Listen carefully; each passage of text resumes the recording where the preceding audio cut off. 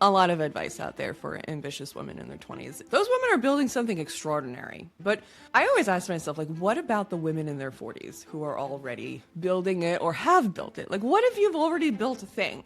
There's the family, there's the business, there's the net worth, and from the outside it all looks amazing, but on the inside you feel lost and empty, unfulfilled, you feel stuck. And while, like, yeah, you're grateful for everything you have, you're quietly struggling with the feeling that that life you're living isn't the one you're meant to live. The way you feel inside your own body at the end of the day has just not been a full body, full chest, fuck yes, for a really long time. You don't have to live in that gap for the rest of your life. I know this because I lived in it, and I found a way out. This was a lot. This was a lot to come to. I've been wanting to what's happening? I've been wanting to record this for a while. Everything that I'm going to be talking to you about is work that I have done and I'm actively doing. So much so that before I got in this call, I was crying because I do that like every 45 minutes on the dot. So here we are. Welcome to another episode of Arguably Frail Woman. I'm your host, Dr. Thomai Roy, and today, we're going to talk about a framework that I used for years and I am still using, and it's something that I affectionately call the fuck yes framework. 4 years ago, my business hit $500,000 in revenue, and I had the 5,000 square foot house, I had the 15-year marriage, I was taking the kids to the country club on the weekends. Like, from the outside, I was holding it all together. I was the business, the household, the version of me that everyone needed for me to be.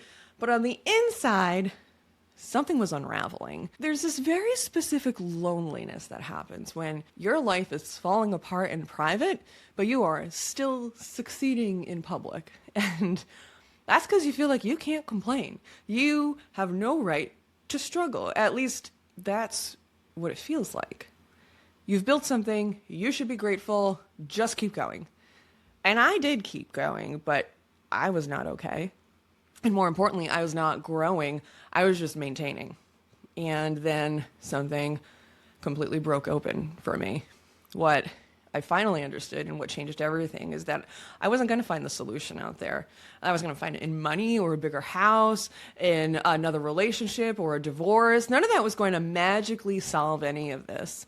It was a me problem. It's something I discovered when I was being brutally honest with myself, when I had no choice but to look at the wreckage of the internal world that I had built and find the answers there. There was something I was settling for, something I had stopped telling the truth about to myself. And until I named it and I let it go, I mean, like, really let it go, it was going to just keep repeating itself over and over and over because I was just going to be holding on to it. It was going to be there at the next business milestone. It was going to be there at the bigger house, if it could get any bigger. It was going to be in the next relationship. It was nothing to do with anything that was going on around me. It was all to do with what was going on inside of me. And today, I want to walk you through the exact framework I used to face that, to move through it, to let it go. These are the questions I asked myself and the actions that I took. And while this isn't advice or therapy or a new business strategy, the side effect of doing this is that I went on to hit 7 figures in my business 3 years in a row. It gave me the courage to get divorced and the freedom to fall madly in love with a man I didn't even think existed before any of this. And in 3 years, I created a life that I had wanted for over 20 years, but thought it was just never going to happen. None of that was possible before this. And it's not because I didn't have the skills or the strategy, but because I was the thing in my own way. Now, I don't know about you, but my algorithm is constantly showing me content about quantum leaping. How all I need to do is raise my vibration and the life I want will appear. I'm not going to knock it because I don't disagree with that. But nobody is talking about this like painful process of letting go, of what's dragging your vibration down in the first place. This quantum leap thing just skips all of that part. And before I even get into the concept of letting go, I want to share the struggle I had with these two fucking infuriating words. Confronting, I think, is really the better description for them. Because when I heard them the first time, like, you just need to let go, I was like, they just sounded so like airy, magical, quantum shifty, like, oh, you just need to let go. And I'm like, what do you mean let go? I've been letting go of myself for years and I'm not doing it anymore. You don't tell me what to do. It's like that energy. It was so confronting. But that's not at all what letting go means. I'm bringing this up because when I think back to my experience, those are the feelings that came up for me the first time I heard it. And it might be the first time you're hearing this too. That if those feelings are coming up for you, just let them. Let them. You're not wrong for feeling that way. You're not bad. Actually, it works perfectly with this framework that we're going to be getting into. So if this is happening, you're already like steps ahead in this video. It sounds simple. It does. Just let it go. But it is so not easy. We hold on to what's familiar, to what feels safe. Even when that familiarity and safety has started to suffocate us, even when it's not safe, we still hold on to it. So the question I started asking myself, and the question I want you to sit with today is not, I can't say it loud enough for the people in the back. It is not, what do I need to change? It is, what am I holding on to that is preventing the change from happening? There's a huge distinction in that. And to find a clear answer to that question, I use my fuck yes, fuck no framework. Because it won't let me hide from the truth. I look at every area of my life and I ask one question: is this a fuck yes? That's it. Because it's not a full body fuck yes, then it is a fuck no. And what I love about this is that it doesn't have any room for like little justifications and excuses that allow what's not working to keep living in your life. Before I walk you through this, I want to say something, and I want to be very clear. This work is not easy. And if it were, you probably wouldn't be watching this video. You would just be doing it. And when I do this exercise myself, I can feel the resistance. Even still, after years of doing it, I can feel this confusion. Sometimes it's even anger. And that is completely allowed here. You don't have to feel ready. You don't have to feel calm. And if at any point this feels like too much, pause and come back to it. There's absolutely no rush. But if you can allow yourself to sit with what comes up, if you can be truly honest with yourself, on the other side of this is her.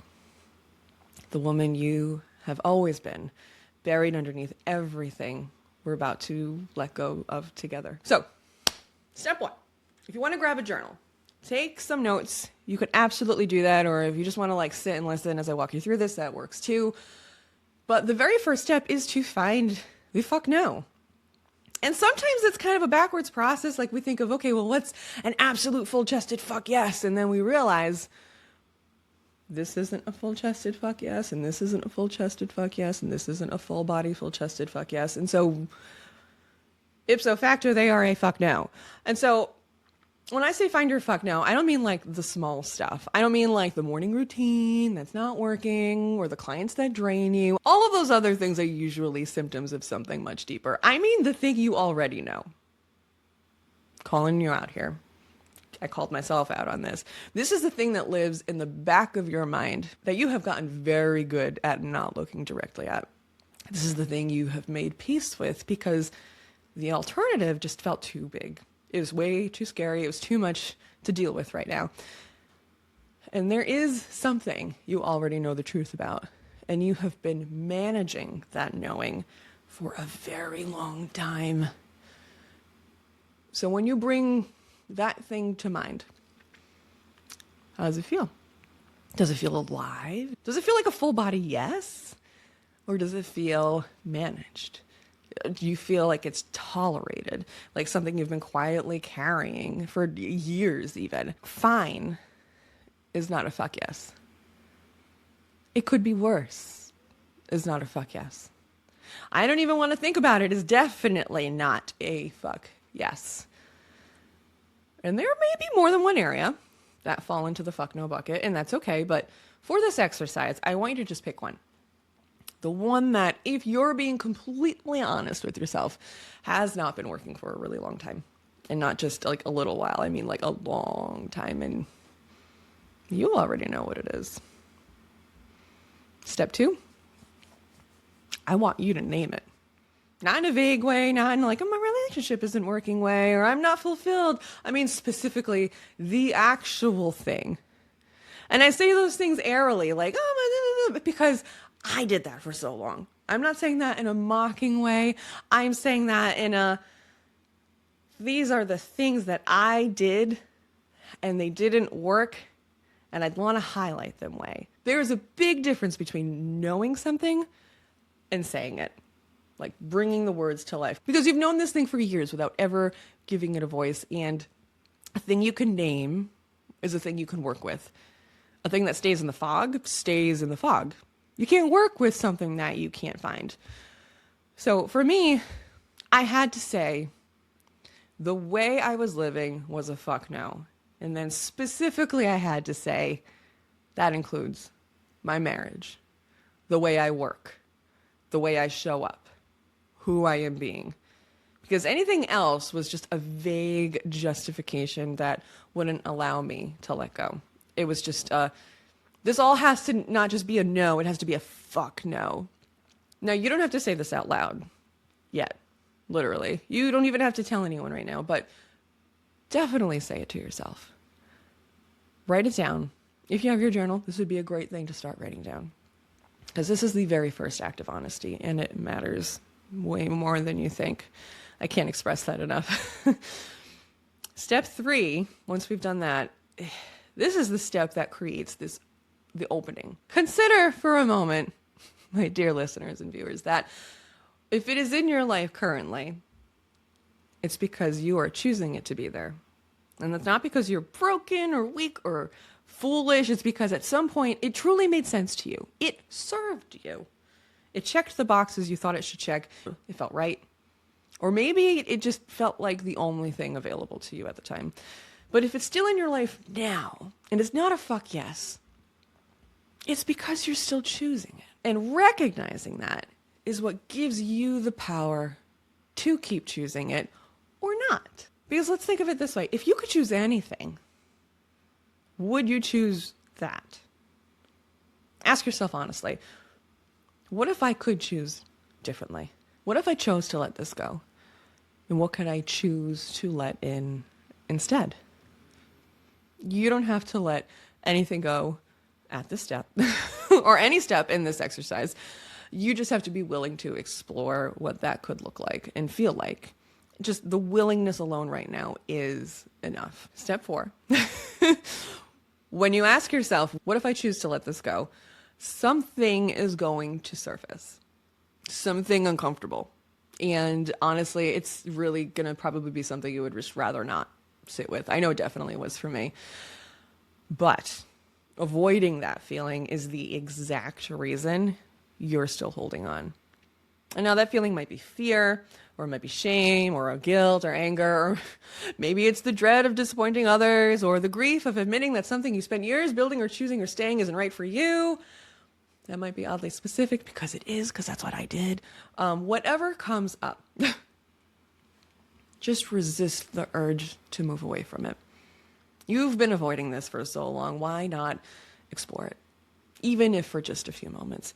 Can you let it be there? Can you give it permission to exist without immediately trying to fix it or explain it or numb it or run it? Just let whatever comes up be exactly the way it is. And now if you want to try this on hard mode, can you get curious about it? This feeling has been running the show for years. It has been making decisions for you. It's been keeping you small. It's been keeping you safe. Isn't it just like fascinating that something you've never even looked at directly has that much power over your life? And when this feeling comes up, where do you feel it in your body? For me, I felt it in my chest. It was like super tight. So also too, not just the location, but like, what does it feel physically? Does it feel heavy? Does it feel tight? Does it feel empty? See if you can invite that into the room. Pull up a chair. Even if they're on opposite corners of the room, you pull up a chair and you just sit with it. And see how long you can stay there. Just notice how uncomfortable it is. or how many seconds you count just hoping they'll be the ones to leave first. Just notice how badly you want this thing, whatever it is, to go away. Because if you do this enough, and this is a practice, this isn't going to feel great the first time by any means, or the second time or the third time, but if you do this enough, you'll eventually stop being reactive to the discomfort. I'm not going to say the discomfort isn't going to be there. The goal is you'll demand it into the room, you'll pull up a chair, you'll stare it in the eye, and you'll be like, what's your fucking name? Because when you get to that point, something shifts. You move from fear to anger, from anger to grief, from grief to mourning, from mourning to forgiveness, from forgiveness to acceptance, and from acceptance to power. By sitting with this feeling instead of running from it, you stop allowing it to stay hidden. It can only run the show from the shadows, and when you bring it into the light, you take away its power over you. You stop running from it, and it becomes something you can actually move with and through. Which brings us to step 5. Because the thing with letting go is that it's not something you do just once and then it's done. And I kind of alluded to that already, but to give you a personal example, I didn't let go of my marriage the moment I said I wanted a divorce. It wasn't just like a one-time, today is the day, I am letting go. I had to let go of it over and over and over for months before I said those words. And then I continued to let it go over and over again for months after I said those words, because I wasn't actually letting go of the marriage. I wasn't letting go of the external thing. I was letting go of the identity I had built over years to survive an environment that I had crafted and didn't reflect who I really was. And after a certain point in life, like after childhood, it's all an inside job. It is. You have the power to craft your life however you want after a certain point. Doesn't mean it's going to be easy. Doesn't mean it's going to take an incredible amount of work. But you can do it. And I mean that in a powerful way. It is not a shaming way. It is an empowering way. And you're not just going to let go and feel free. It's not going to happen. You're not just going to be like, this is the moment I'm letting go. And suddenly, like in The Wizard of Oz, black and white turns into color and everything feels amazing. Because once you let go, everything that holding on was protecting you from, it's going to rush in. It's going to feel like a wave. And that's what moving through the threshold really means. It is releasing the version of you that was perfectly designed to live a life that no longer works, so that you can build one that is a full fuck yes. Otherwise, the only thing you're creating is what I also affectionately call a gold-plated turd. It looks great from the outside, but don't get too close and don't look too deeply. Maybe that's a harsh way to describe it, but that's kind of how I felt. And I want to be clear about something. You don't have to leave the job or the family or the marriage to let go. Actually, you can leave all those things without letting go of anything. And that's the issue. People do it all the time.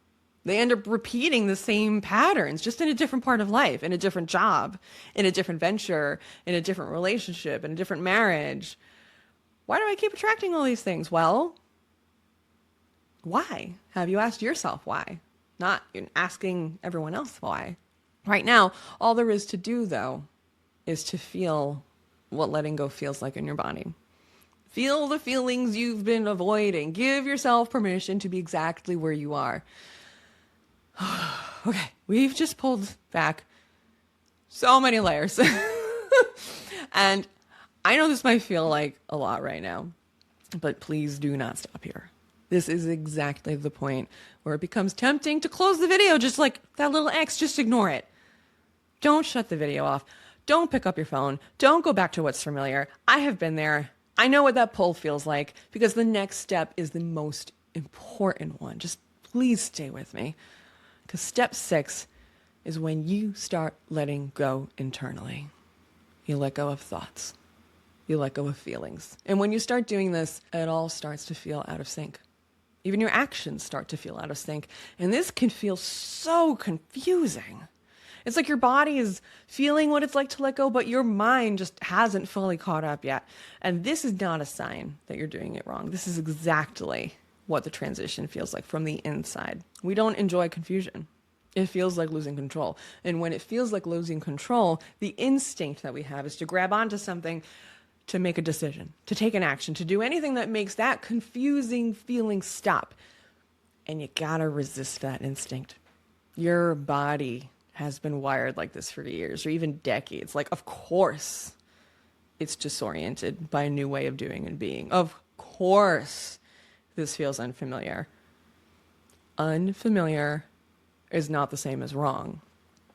If you feel confused, just let it be confusing. If you feel angry, just let yourself feel angry. If you feel scared, allow yourself to feel scared. Rather than reaching for something to control it, just stay with it. Just keep moving. You're not going backwards. And this is what passing through the threshold looks like. You are stepping through it right now. You are in between two worlds. Of course it's confusing. It's supposed to be. Now I want to ask you something. When you imagine actually letting go, and not like managing it, not negotiating with it, but like truly releasing it, what opens up for you? What becomes possible that wasn't possible before? Maybe it's a specific version of your life on the other side. It might just be a feeling, maybe something new. It's not rooted in the old stuff. Either one is totally enough. And I just want you to sit with that for a second. But I don't want you to just sit with it in your head. I want you to feel it in your body. Like, where do you feel it? What do you feel? Is it light? Is there relief? Does it feel exciting? And even if it still feels uncomfortable or even like confronting, is there a part of you, maybe part that you haven't listened to in a long time, that knows this is right? Trust that part. Your body may not fully recognize this feeling because it definitely may still feel foreign. You might even be suspicious about it because we're not always going to be familiar with what it feels like to put down a weight that we've been carrying for years. And we sometimes confuse relief with danger. Truly, I did. I confused expansion with instability. And that's what it feels like. And it's okay. It can feel like both all at once. And you don't have to make any major life decisions right now. You don't have to do anything with what you're feeling. Just simply allow yourself to feel what letting go brings up and what becomes possible if you do. And that's enough for now. What I can tell you from the other side of my own threshold is that what opened up for me was not just business growth. It happened, but it wasn't just that. It also wasn't just a relationship that I never thought was possible for me. That happened too, but it wasn't just that. What opened up was me. The version of me that doesn't need to feel guilty for putting my needs first. The version of me that speaks on stage at conferences and is brave enough to get on YouTube and share her story and wear red lipstick while doing it. Like the version of me that was always there, just waiting on the other side of the thing that I was afraid to let go of. And she was worth every uncomfortable feeling it took to get there. And this is the path to a fuck yes life. It's not a better strategy.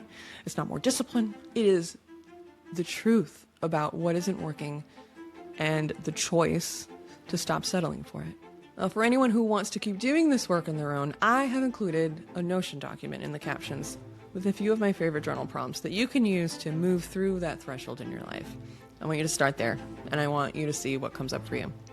If you go through it and you realize this is bigger than a journaling exercise, because it is, if you want support doing this with someone who's been through it and guides women through it every day, there's information in that document about how you can work with me directly. But start with the questions. You don't have to look at that other part yet. Just start with the questions. Just be honest.